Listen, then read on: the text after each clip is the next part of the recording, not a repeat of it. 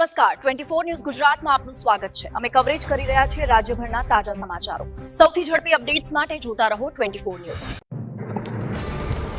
વાવચાર રસ્તા પર ઉપવાસી રમેશ રાજપૂતનો સરકાર સામે કડક પ્રહાર। નરેન્દ્ર મોદીના આગમન પહેલા બનાસ ડેરીમાં શંકર ચૌધરી સામે ભ્રષ્ટાચારના ગંભીર આક્ષેપ। વાવચાર રસ્તા નજીક ઉપવાસ આંદોલન પર બેઠેલા સમાજસેવી રમેશ રાજપૂતે આવતીકાલે પ્રધાનમંત્રી નરેન્દ્ર મોદીના ગુજરાત આગમન પૂર્વે સરકાર તેમજ બનાસ ડેરીના સંચાલન સામે કડક અને સીધા પ્રહારો કર્યા છે। ખાસ કરીને ડેરીના ચેરમેન શંકર ચૌધરી સામે ભ્રષ્ટાચાર, ગેરવહીવટ અને પારદર્શિતાના અભાવ જેવા ગંભીર આક્ષેપો કરવામાં આવ્યા છે।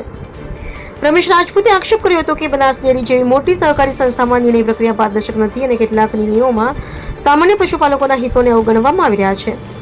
તેમના મતે ડેરીમાં નાણાકીય ગેરરીતિઓ તથા ગેરવ્યવસ્થાના કારણે દૂધ ઉત્પાદક ખેડૂતોને સીધો આર્થિક ફટકો પડી રહ્યો છે।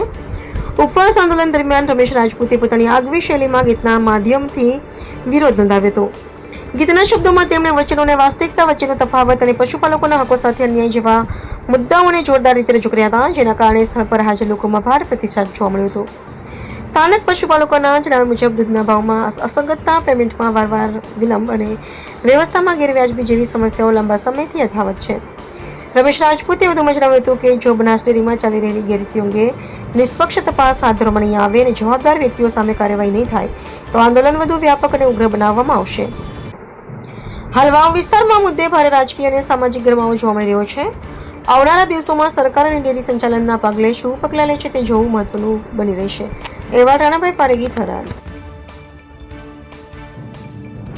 તારીખે બનાસની ધરતી ઉપર મોદી સાહેબ આવવાના છે, તો મોદી સાહેબને કહેવા માગું છું કે કાલે આપની મન કી બાતમાં આપે જે યુવા શક્તિ ઉપર ભાર મૂકવાનું કહ્યું, તો બનાસકાંઠાના ભારતીય જનતા પાર્ટીના જે કાર્યકર્તા છે કે સંગઠનના છે માણસો, એ યુવા શક્તિ આજે હું 65 દિવસથી ઉપવાસ ઉપર બેઠો છું, આજ 66મો દિવસ છે, તો એના ઉપર કેમ આપને ક્યાંક ને ક્યાંક આપના વિચારો ઉપર જ કામ નથી કરી રહ્યા એવું લાગી રહ્યું છે। અને આનું કારણ શંકરભાઈ ચૌધરી જ છે ક્યાંક ને ક્યાંક, કારણ કે બનાસકાંઠામાં સંગઠનનું કોઈ વેલ્યુ જ નથી રહ્યું।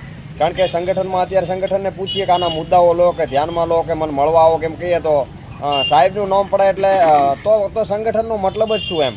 અને સાહેબને એક બીજું પણ મોદી સાહેબને કહેવા માગું છું કે સાહેબ, જો બનાસની ધરતી ઉપર આપ આવતા હો અને જનતાને ભેગું કરવાનો ખર્ચ તમામ બનાસ ડેરી ઉપર આ લોકો નોખે છે। હવે જનતા જાગૃત થઈ ગઈ છે અને 2200ની વ્યવસ્થાના આન તેન બધું કર્યું છે, જનતાના પૈસેથી આ બધો તાગડધીના થાય છે, એટલે જનતાને ખબર છે। તો મને એવું લાગી રહ્યું છે કે આપના આવવાથી ક્યાંક ને ક્યાંક સ્થાનિક સ્વરાજની ચૂંટણીમાં ભાજપને જ નુકસાન થવાનું છે। કારણ કે હું તો બધું બોલવાનો છું કે બનાસ ડેરીમાંથી હું તો આખી માહિતી આપવાનો જ છું, કારણ કે હું તો જ્યાં સુધી બેઠો ત્યાં સુધી માહિતી બધી આપવાનો છું, એટલે જે તાગડધીના થવાના છે એને પ્રૂફ સાથે હું દર્શાવવાનો છું, એટલે ક્યાંક ને ક્યાંક ભાજપને જ આનું નુકસાન ના થાય એનું પણ ધ્યાન રાખતા રહેજો। અને શંકરભાઈ ચૌધરીને થોડા ખખડાવતા જાઓ કે ભાઈ સંગઠનને થોડુંક આ વેલ્યુ રહેવા દો, સંગઠન શું છે એનું મહત્વ થોડુંક રહેવા દો। જી રમેશભાઈ, અત્યારે કેટલા દિવસ થયા તમને? 65 દિવસ થયા, 66મો દિવસ ઉપવાસનો છે। હજુ સુધી આ લોકો ધ્યાને નથી લેતા। એકાદ મુદ્દાનું કહે છે લેવાનું, પણ મારે જ્યાં સુધી મુદ્દાઓ તમામ ના લેવામાં આવે ત્યાં સુધી હું અડગતા થઈ જશે। જી, તો ભારતીય જનતા પાર્ટીના કોઈ આગેવાનો હોય, કોઈ નેતા હોય, કોઈ કાર્યકર્તા હોય, કોઈ તમારી મુલાકાત લીધી છે? મુલાકાત તો સમાજના ઘણા વ્યક્તિઓએ લીધી છે, પણ ભારતીય જનતા પાર્ટીમાં તો આ શંકર ચૌધરી આગળ ક્યાં કોઈ વ્યવસ્થા છે એની કોઈ એનું નામ પડે એટલે ક્યાં કોઈ બોલવા તૈયાર છે, બધા ડરે છે। આવો ડરનો માહોલ બનાવ્યો છે આણે।